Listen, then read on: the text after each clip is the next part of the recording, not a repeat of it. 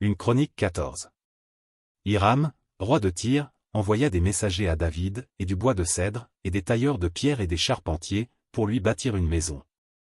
David reconnut que l'Éternel l'affermissait comme roi d'Israël, et que son royaume était haut élevé, à cause de son peuple d'Israël. David prit encore des femmes à Jérusalem, et il engendra encore des fils et des filles.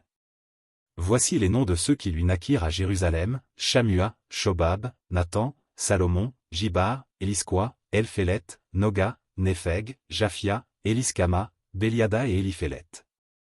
Les Philistins apprirent que David avait été oint pour roi sur tout Israël, et ils montèrent tous à sa recherche. David, qui en fut informé, sortit au-devant d'eux.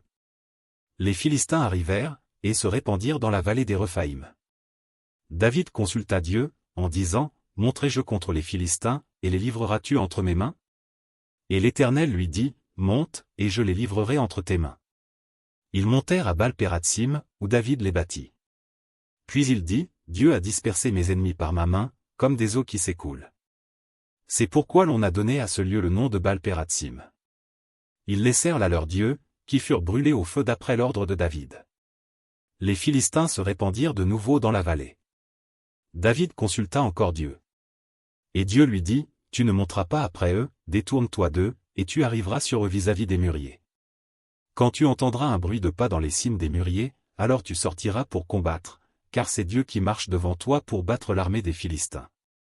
David fit ce que Dieu lui avait ordonné, et l'armée des Philistins fut battue depuis Gabaon jusqu'à Gézé.